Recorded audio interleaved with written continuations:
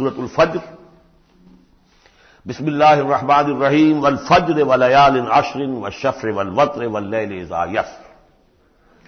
یہ قسمیں جو ہیں میں نے جیسے کہ عرض کیا مشکلات القرآن میں سے ہیں اور اس طرح کے دورے میں اس میں بحث نہیں ہو سکتی، لیکن یہ کہ فجر عام خیال یہ کہ اس سے مراد ہے 10 ذی الحج کی جو فجر ہوتی ہے جس کے بعد کہ نحر ہوتا ہے، قربانی ہوتی ہے، وہ گویا کہ کلائمیکس ہے پھر حج کے افعال کا۔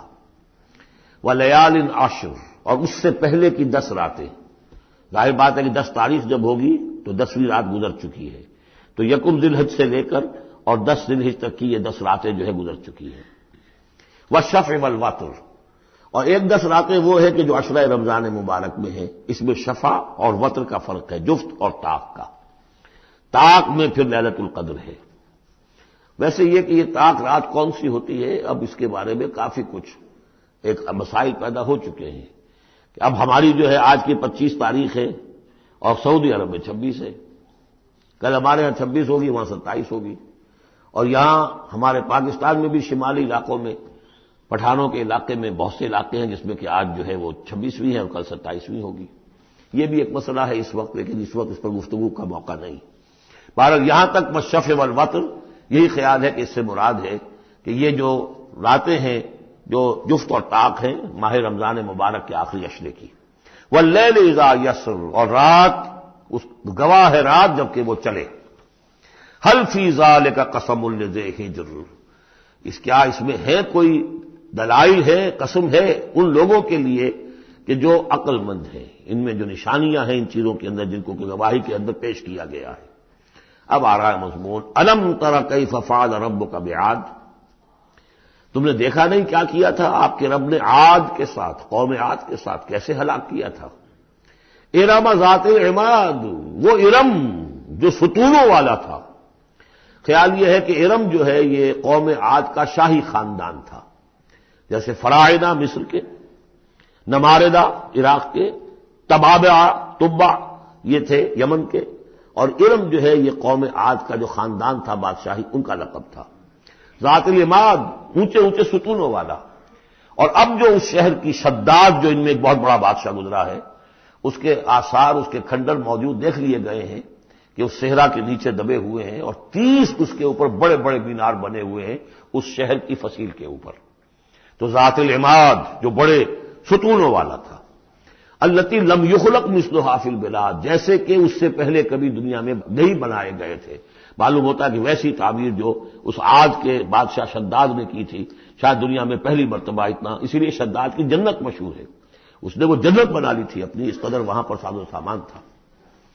وثمود الذین جابوا الصخر بالواد، اور تم نے دیکھا کہ اس ثمود کے ساتھ کیا کیا تمہارے رب نے، جنہوں نے چٹانوں کو، وادی میں چٹانوں کو تراش تراش کر محل بنا لیے، وہ تو اب بھی موجود ہیں، بڑے بڑے ہال، پھر بغلی کمرے، بڑے عمدہ ان کے جو مکان بنے ہوئے۔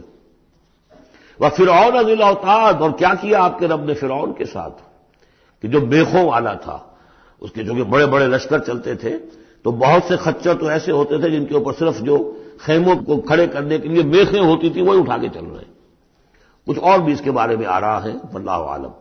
الذین طغوا فی البلاد، اصل بات یہ ہے کہ ان تمام قوموں نے سرکشی اختیار کی ملکوں میں، فاکثروا فیہا الفساد، ظاہر بات ہے جب اللہ کے خلاف سرکشی ہوگی تو خلق کے لیے فساد ہو جائے گا۔ اکثروا فیہا الفساد، اس میں بڑا فساد پیدا کر دیا۔ آج جو فساد ہے ہیوز اور ہیو ناٹس کا، نارتھ ورسز ساؤتھ، ایک فساد ہے، دنیا میں ہے، چل رہا ہے، جس طریقے سے کہ پیسہ کھینچ رہی ہیں یہ قومیں، G7 اور G9، اگرچہ ان کے لیے بھی پرابلمز پیدا ہو رہے ہیں، اور بھی دور فلک ہیں ابھی آنے والے، ناز اتنا نہ کرے ہم کو ستانے والے، ان کی بھی اپنی اندر سے رگیں کٹ رہی ہیں، لیکن بہرحال ایک زمانے میں انہوں نے فساد مچایا۔ ظہر الفساد فی البر والبحر بما کسبت ایدی الناس فصب علیہم ربک صوت عذاب، تو پھینکا اور دے مارا ان کے اوپر ان کے رب نے عذاب کا کوڑا۔ عذاب کا کوڑا تھا جس سے آل فرعون بھی ختم ہوئے اور وہ عاد بھی تباہ و برباد کر دیے گئے، قوم ثمود نسیم منسیہ کر دیے گئے۔ ان ربک لبالمرصاد، جان لو کہ تمہارا رب طاق میں بیٹھا ہوا ہے، گھات میں ہے، جو کوئی ایسی سرکشی کرے گا اس کا پھر یہی حشر کرے گا۔ یہ اب جو مضمون آ رہا ہے قرآن مجید میں بہت ہی اہم مضمون ہے۔ فَأَمَّا الْإِنسَانُ إِذَا مَا ابْتَلَاهُ رَبُّهُ فَأَكْرَمَهُ وَنَعَّمَهُ فَيَقُولُ رَبِّي أَكْرَمَنِ۔ انسان کا معاملہ یہ ہے کہ جب اس کا رب اسے آزماتا ہے، اسے عزت دیتا ہے، نعمتیں دیتا ہے، تو وہ کہتا میرے رب نے مجھے عزت دی۔ وَأَمَّا إِذَا مَا ابْتَلَاهُ فَقَدَرَ عَلَيْهِ رِزْقَهُ، جب اسے آزماتا ہے اور اس کا رزق جو ہے اس پر تنگ کر دیتا ہے، راشننگ کر دیتا ہے، تھوڑا تھوڑا دیتا ہے، فَيَقُولُ رَبِّي أَهَانَنِ، تو وہ کہتا میرے رب نے مجھے ذلیل کر دیا۔ کلا، ایسا نہیں ہے۔ آپ کو کیا خرابی نظر آئی اس میں؟ کوئی شرک نہیں ہے۔ اس نے یہ تو نہیں کہا کہ مجھے نعمتیں دی ہیں تو کوئی لکشمی مائی کی کرپا ہو گئی ہے، یہ تو نہیں کہا۔ اللہ نے، میرے رب نے مجھے عزت دے دی، اور اگر کہیں تنگی آ گئی ہے تو یہ میرے رب نے مجھے ذلیل کر دیا۔ توحید تو مکمل ہے نا یہاں، کہ کسی اور دیوی دیوتا، کسی اور الہہ کا تذکرہ نہیں ہے۔ رب ہی نے مجھے عزت دی، رب ہی نے مجھے ذلیل کیا۔ تو عز من تشاء و تذل من تشاء، اے اللہ تو ہی ہے جس کو چاہتا عزت دیتا ہے، جس کو چاہتا ذلیل کر دیتا ہے۔ تو کیا خرابی کیا ہے اس میں؟ اس میں خرابی یہ ہے کہ اس دنیا میں جو کچھ تمہیں ملتا ہے تم اسے عزت مت سمجھو، یہ امتحان ہے، اور اگر کبھی تنگی آتی ہے اسے ذلت نہ سمجھو، یہ بھی امتحان ہے۔ یہ برابر ہے۔ یہ تم نے اسے عزت سمجھا، دھوکہ کھا گئے۔ اس کو ذلت سمجھا، دھوکہ کھا گئے۔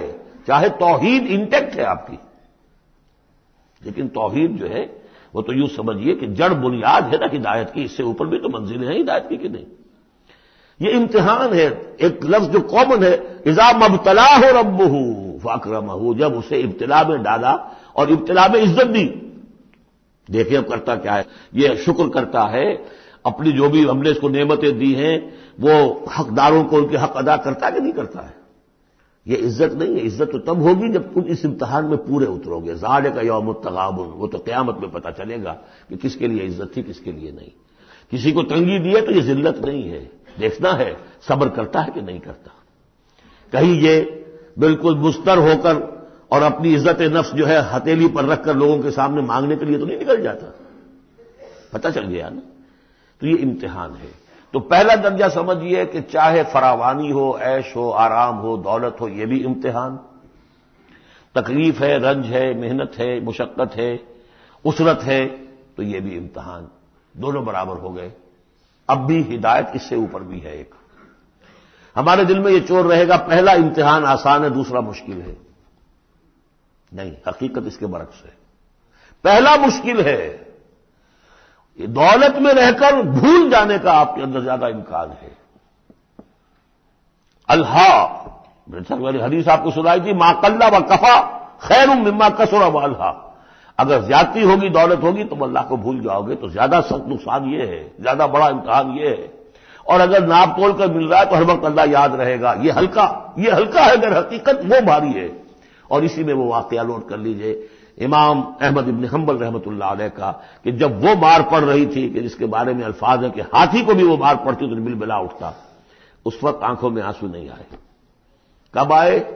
جب بادشاہ وقت، خلیفہ وقت کا ایلچی آیا ہے اشرفیوں کے توڑے لے کر کہ یہ بادشاہ نے آپ کے لیے نذرانہ بھیجا ہے، تب رو پڑے، اے اللہ میں اس امتحان کے قابل نہیں ہوں۔ یہ امتحان سختر ہے۔ تو یہ ہے درجہ بدرجہ، لَتَرْكَبُنَّ طَبَقًا عَن طَبَقٍ، تو ہدایت کے بھی یہ درجے ہیں۔ پہلا درجہ تو یہ ہے کہ جو بھی ہے اللہ کی طرف سے ہے، تنگی ہے تو اللہ کی طرف سے، اور فراوانی ہے تو اللہ کی، یہ توحید تو پوری ہو گئی آپ کی، اللہ کی طرف سے۔ لیکن اس میں اب آگے درجے ہیں کہ یہ امتحان ہے، یہ بھی امتحان، وہ بھی امتحان۔ اس اعتبار سے دونوں بھی امتحان ہیں، یہ دونوں برابر ہیں۔ اس سے بھی اوپر یہ ہے، وہ امتحان مشکل ہے فراوانی والا، اور یہ امتحان جو ہے یہ آسان ہے۔ فَأَمَّا الْإِنسَانُ إِذَا مَا ابْتَلَاهُ رَبُّهُ فَأَكْرَمَهُ وَنَعَّمَهُ فَيَقُولُ رَبِّي أَكْرَمَنِ وَأَمَّا إِذَا مَا ابْتَلَاهُ فَقَدَرَ عَلَيْهِ رِزْقَهُ فَيَقُولُ رَبِّي أَهَانَنِ كَلَّا۔ لیکن چونکہ تمہاری ذہنیت یہ ہے، لہذا تمہارا طرز عمل کیا ہے؟ بَلْ لَا تُكْرِمُونَ الْيَتِيمَ، تم یتیم کی عزت نہیں کرتے۔ وَلَا تَحَاضُّونَ عَلَىٰ طَعَامِ الْمِسْكِينِ، تم مسکینوں کو، غریبوں کو کھانا کھلانے پر ایک دوسرے کو اکساتے بھی نہیں ہو، خود تو کیا کھلاؤ گے؟ اس لیے کسی اور سے اگر کہہ دیں گے تو وہ پلٹ کر کہہ دے گا تم کیوں نہیں کھلا دیتے؟ لہذا بہتر یہ ہے کہ خاموشی رہو۔ وَلَا تَحَاضُّونَ عَلَىٰ طَعَامِ الْمِسْكِينِ وَتَأْكُلُونَ التُّرَاثَ أَكْلًا اور تم چاہتے ہو کہ ساری وراثت اور میراث سمیٹ کر تم ہی ہڑپ کر جاؤ. اور وہ رواج وہاں پر یہ تھا، ہندوؤں میں تو اب تک بھی شاید ہے کہ وہ بڑا بیٹا جو ہے بس وہی وارث ہے، باقی کسی کا کوئی حق ہوتا ہی نہیں. یہ تو قرآن نے دیا ہے تفصیلی قانون وراثت. باقی یہ ہے کہ جس شخص کا ہاتھ پڑ گیا اور جس میں جو بڑا کوئی طاقتور ہے وہ چھوٹے بہن بھائیوں کو کیا دیتا تھا؟ کچھ بھی نہیں. تم چاہتے ہو کہ ساری میراث تم جمع کر کے ہڑپ کر لو. وَتُحِبُّونَ الْمَالَ حُبًّا جَمًّا، اور مال سے تو تم محبت کرتے ہو ٹوٹ کر، وہ تو گویا کہ کوٹ کوٹ کر بھری ہوئی ہے تمہارے دل میں. کلا، یہ دو صورتیں اس اعتبار سے ان کو ذہن میں رکھیے کہ خاص عرب کا جو ایک معاشرہ تھا، اس کا ایک کلچر تھا، اس کی ایک ثقافت تھی، اس کی تصویر ہے جو ان دونوں صورتوں میں آ رہی ہے. ایک ان کا اپنا ثقافت کا، ان کا ماحول، غریبوں کو کھانا کھلانا، یہ ان کے ہاں سمجھا جاتا تھا اچھا کام ہے. لیکن یہ کہ جو لوگ دولت کی محبت میں مبتلا ہو گئے وہ کیسے کریں گے اس کو؟ اور جو بھی وہاں پر ہو رہا تھا زوردار جو بھی ہے طاقت والا سب کو سمیٹ لیتا تھا. کلا اذا دکت الارض دکا دکا. اس آیت کے ترجمے دو بھائیوں نے علیحدہ کیے ہیں. دو بھائی کون؟ امام الہند شاہ ولی اللہ دہلوی کے فرزندان گرامی رحمت اللہ علیہ و رحمت اللہ علیہما. باپ پر بھی رحمت ہو اللہ کی اور دونوں بیٹوں پر بھی. یہ موضع القرآن میں شاہ عبد القادر صاحب نے ترجمہ کیا ہے جبکہ زمین کو کوٹ کوٹ کر پست کر دیا جائے گا، ہموار کر دیا جائے گا. اذا دکت الارض دکا دکا. اور جو ان کے بھائی ہیں شاہ رفیع الدین رحمہ اللہ، وہ کہتے ہیں کہ جبکہ زمین کو ریزہ ریزہ کر دیا جائے گا. اب عربی زبان کے اندر یہ سارے احتمالات ہوں گے. میں پہلے ترجمے کو ترجیح دیتا ہوں کہ زمین کو کوٹ کوٹ کر چپٹا کر دیا جائے گا، پھیلا دیا جائے گا. وَجَاءَ رَبُّكَ وَالْمَلَكُ صَفًّا صَفًّا. سورہ حاقہ میں آپ نے پڑھا تھا کہ اس روز فَيَوْمَئِذٍ فَإِذَا انشَقَّتِ السَّمَاءُ فَكَانَتْ وَرْدَةً كَالدِّهَانِ. یہ تو ہم نے پڑھا سورہ رحمان میں. اور پھر یہ کہ وہاں پڑا بھربھرا سا ہو جائے گا. والملک علی ارجائہا، اس کے کناروں کے اوپر جو ہیں وہ فرشتے ہوں گے. ویحمل عرش ربک یومئذ، عرش ربک فوقہم یومئذ ثمانیہ، اور 8 فرشتے اس روز اللہ کے عرش کو لے کر اتریں گے. جاء ربک والملک صفا صفا. اس سے اندازہ ہوتا ہے کہ قصہ زمین برسر زمین ہی طے ہوگا. جو ہم نے کمایا، جو گنوایا، یہی کمایا یہی گنوایا. کوئی نیکی کمائی تو یہاں اور کوئی بدی کمائی تو یہاں. یہ سارا قصہ زمین زمین ہی پر ہوگا. زمین کو پھیلایا جائے گا، مدت کھینچا جائے گا، چپٹا کر دیا جائے گا، کوٹ کوٹ کر. پہاڑ چلا دیے جائیں گے، وہ روئی کے گالے بن جائیں گے. نہ اس میں کہیں کوئی موڑ ہوگا، نہ اونچائی ہوگی، نہ ڈھلوان ہوگی. سورہ طٰہٰ میں ایک بار سے. تو یہ ساری چیزیں کر کے پھر یہیں پر اللہ تعالیٰ کا نزول اجلال ہوگا، اس کی کوئی تجلی ہوگی جس کو لے کر کے خاص طور پر 8 فرشتے جو ہیں وہ نازل ہوں گے. وَجَاءَ رَبُّكَ وَالْمَلَكُ صَفًّا، فرشتے ہوں گے صفے باندھے ہوئے. وَجِيءَ يَوْمَئِذٍ بِجَهَنَّمَ، اور لے آئی جائے گی اس دن جہنم بھی. اور جیسا کہ میں نے عرض کیا غالباً وہ اسی زمین میں سے نکل آئے گی. یہی جو اندر موجود ہے، جو لاوا نکلتا ہے کبھی، ان تمام جو بھی یہ آتش فشاں پہاڑ ہوتے کہاں سے نکلتا ہے؟ یہ اندر ہے زمین کے. اگر اس کو کوٹ دیا جائے، اس کو کھینچا جائے تو وہی چیز ظاہر ہو جائے گی، سامنے آ جائے گی. واللہ عالم. یومئذ یتذکر الانسان وانى له الذکریٰ. اس دن انسان کو سبق یاد آئے گا، یاد کرے گا، چیتے گا وہ انسان. یہ شاہ صاحب کا لفظ تھا، چیتے گا انسان.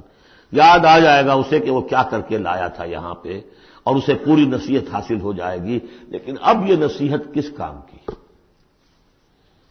یومئذ یتذکر الانسان وانى له الذکریٰ. اب یہ کس لیے؟ اب تو اس کا کوئی فائدہ نہیں. وہ تو دنیا میں اگر تم نے دیکھا ہوتا، سوچا ہوتا، حقائق تم پر منکشف ہوتے تو فائدہ تھا. یہاں تو نہیں. یقول یا لیتنی قدمت لحیاتی، وہ کہے گا ہائے کاش میں نے اپنی زندگی کے لیے کچھ آگے بھیجا ہوتا. یہ لفظ نوٹ کیجیے، حیاتی. میری زندگی تو اصلی یہ ہے، آج معلوم ہوا مجھے. میں تو دنیا کی زندگی کو زندگی سمجھتا رہا.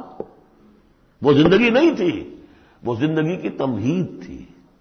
وہ ایک امتحانی وقفہ تھا. چھانٹی کرنے کے لیے اللہ تعالیٰ نے تمہاری بڑی طویل زندگی میں، وہ زندگی برطرز اندیشہ سود و زیاں ہے زندگی، ہے کبھی جاں اور کبھی تسلیم جاں ہے زندگی، تو اسے پیمانہ امروز و فردا سے نہ ناپ، جاویداں پہ ہم دواں ہر دم جواں ہے زندگی۔ اس زندگی کا تھوڑا سا حصہ کاٹ لیا موت کا وقفہ ڈال کر، یہ ہے آپ کا ٹیسٹنگ پیریڈ۔ خلق الموت والحیات لیبلوکم ایکم احسن عملا، تو امتحان پاس کرتے ہو اچھے مستقبل کے لیے، اس امتحان کو پاس کرنا تھا اس آخرت کے لیے۔ اب وہ کہے گا یقول یا لیتنی قدمت لحیاتی، کاش کہ میں نے اپنی زندگی کے لیے کچھ آگے بھیجا ہوتا۔ فیومئذ لا یعذب عذابہ احد، تو اس دن وہ عذاب دے گا کہ جیسا عذاب کوئی نہ دے سکے۔ لا یعذب عذابہ احد، اس کا سا عذاب نہ دے سکے کوئی اور، ولا یوثق وثاقہ احد، اور اس کا سا باندھنا نہ باندھ سکے کوئی اور۔ لیکن اسی وقت خوش قسمت ہوں گے، کوئی خوش قسمت جن سے کہا جائے گا یا ایتھا النفس المطمئنہ، اے نفس مطمئنہ۔ کون؟ جو اس زندگی میں، امتحانی زندگی میں مطمئن ہو کر اپنے رب کی بندگی میں لگا رہا، یکسوئی کے ساتھ اس کے دین کے ساتھ چمٹا رہا، مطمئن۔ یا ایتھا النفس المطمئنہ ارجعی الی ربک راضیۃ مرضیہ، اب لوٹ جاؤ اپنے رب کی طرف اس حال میں کہ تم اس سے راضی، وہ تم سے راضی۔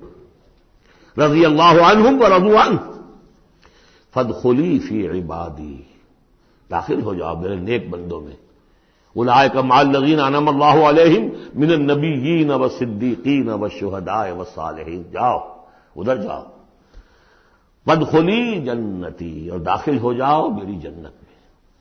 اللہم ربنا اجعلنا منہم، بڑی ہمت کرنی پڑے گی یہ کہنے کے لیے کہ پروردگار ہمیں ان میں شامل فرما دے۔ بارک اللہ لی ولکم فی القرآن العظیم ونفعنی وإیاکم بالآیات والذکر الحکیم۔